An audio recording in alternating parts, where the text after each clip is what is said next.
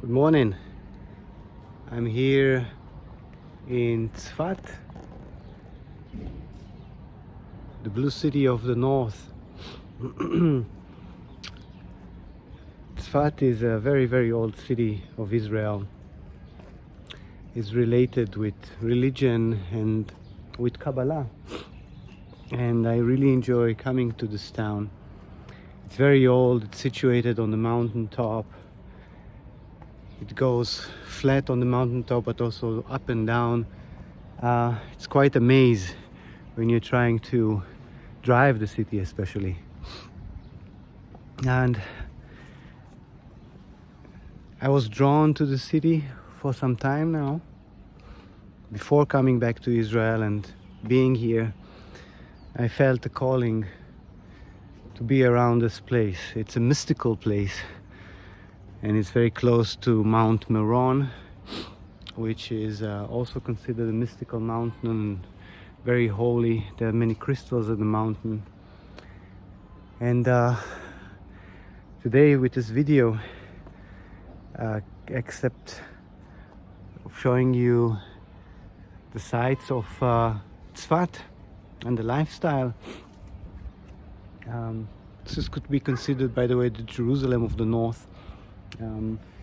Beside the fact that, you know, the city and the stones, the way that the city is built, has a way to influence our concepts, to influence our consciousness by striking a sort of modus, a sort of structure and patterns in our mind. Those patterns you can see when you walk the city, how the city is built, and those patterns are being printed on the membrane of the brain. And when this has become, it gets like a stronghold, it becomes like a fortress up there. And this, when we are channeling other information, it goes through same structures, therefore affecting or the way that we receive the information would be conjugated, would be subject to those structures. And the city of Zefat, beside being in a way a maze, but a very structured maze, so there is some kind of a pattern that is hard to put your finger on, because there's many twists and turns to the city, which gives it an artistic way. You know, if you look at nature, there are no straight line in nature. It's very rare to find a straight line. Nature has a very certain structure and a very certain pattern, and we learn these days that the patterns repeat. However, it seems to be very harmonic and very fluid how nature works and how nature develops. And Zefat has kind of like the same flair. There are structures to it, but you cannot put your finger on those structures. Those are structures that are becoming, that are developing, and then they are falling back into themselves, and there's another turn and another turn. And that allows the brain, because it's structured, but the structure is patternless, or there are many patterns in the structure, it allows the brain to have still that type of flexibility. And when brain has flexibility, it can create, which means it has space to be creative in those structures. So this is in a way a healthy structure. It's a structure that the brain can develop accordingly, yet still be open to new models, to finding itself in those structures, to remodel, you could say, those structures. And that's what brings me to the next topic, which is Kabbalah. Kabbalah is the mystical, hidden way of Jewish religion. It's a very old information. When I'm mentioning it, the light, the sunlight is coming out from between the clouds, and this is the light.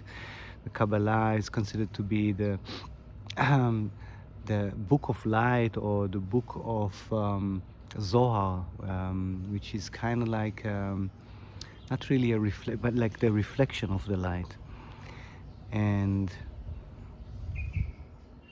it's considered to bring hidden information or information that belongs to the mysticists, information that belongs to masters, which means dwelling and dealing with them without a certain capacity of knowledge, and especially of open-minded or of expanded consciousness, one can do harm for himself and to others.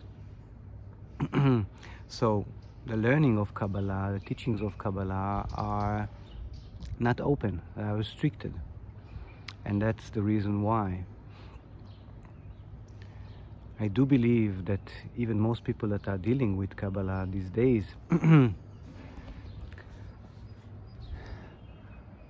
don't have the full capacity of consciousness to actually understand what is in it.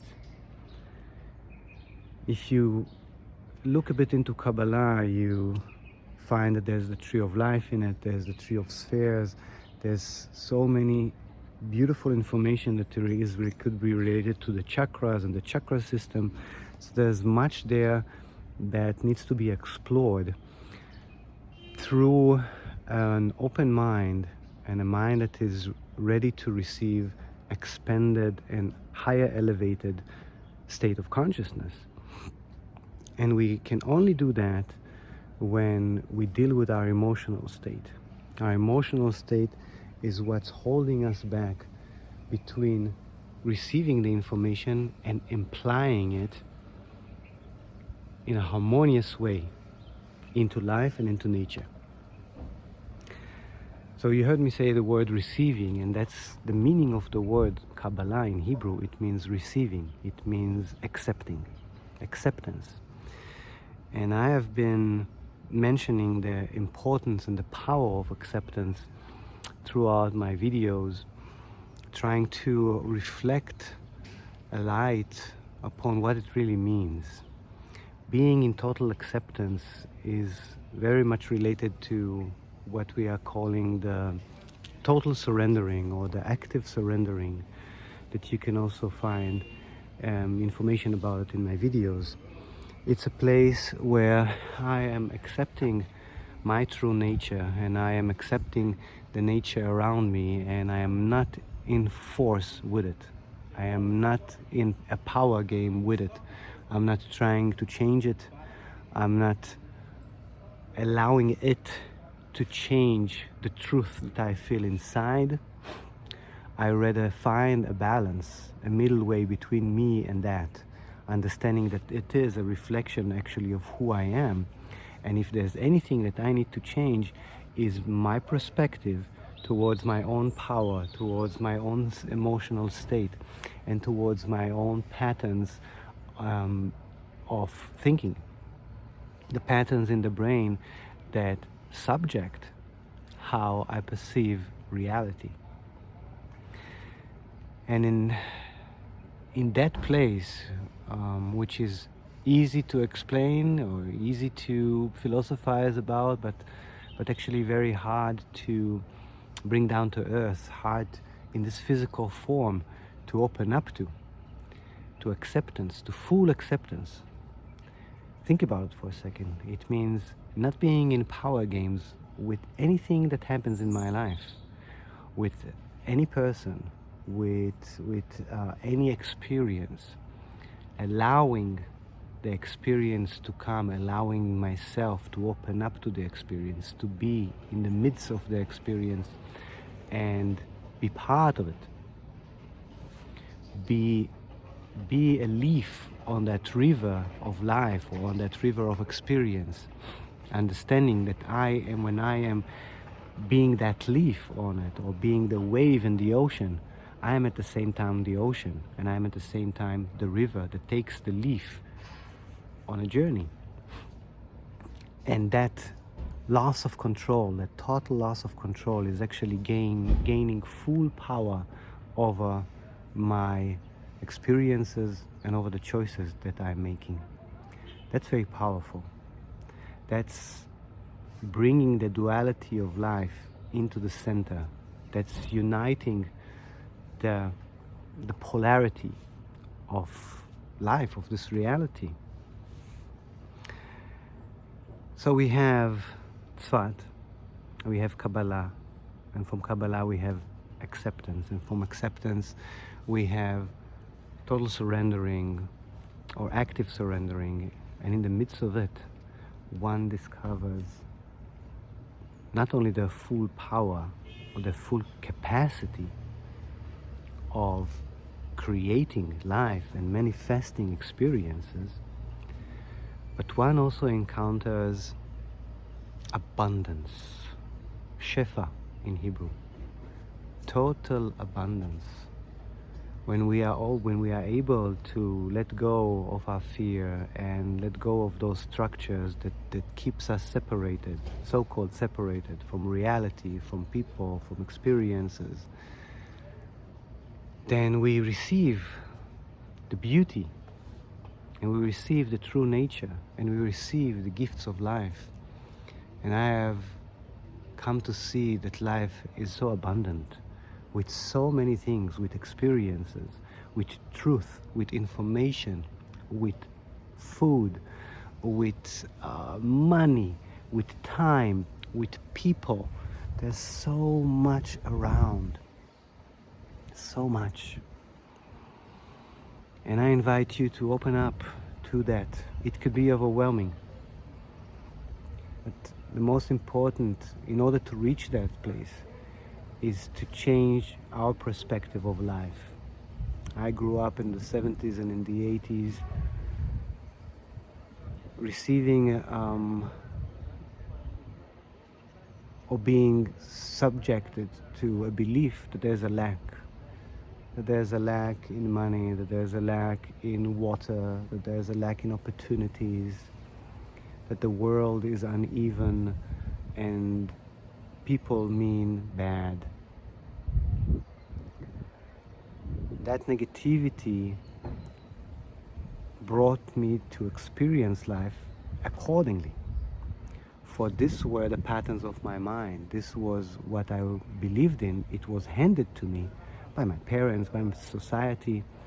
I choose to believe that it wasn't meant in an evil way. I choose to believe that it meant in order to protect me. People tend to share their fears and their worries, feeling that they do a favor to somebody else, they protect somebody else through that. But what does the word protection mean? It means being suffocated, being closed off, being with layers all over me, and through that layers of protection, I cannot fully access the experience. I cannot access the abundance of the experience, and I cannot reach the beauty of it.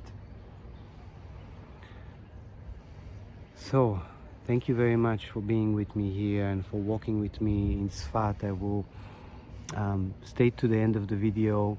I will show more images of Zefat, and again the reminder of changing perspective, and stay tuned to other tools and means of how to change the perspective.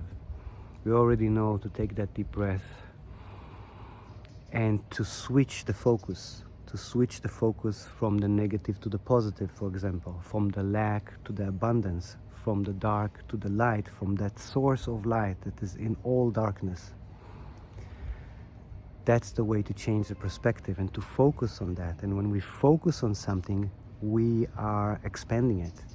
We are zooming into it, and we are allowing our energy to be connected with that. So it could start as a little dot of light that we recognize somewhere or anywhere, and by focusing on it, then we expand it. We are connecting with that light, and we are allowing our light to expand that light. And in the physical realm, what actually happens, it's a fantasy, but what actually happens is that we are drawn to that light. By zooming on that light, by zooming in, by focusing on that light draws us in, and it becomes bigger and bigger. Try that today. That's just looking at an object and focusing on that object, and suddenly the rest of reality falls down. When you look very intently on an object, then you zoom in on that object, and that's the beauty of reality, is that beyond the 3D realm, what you're doing, you're pulling yourself to that object, or you're pulling that object towards yourself.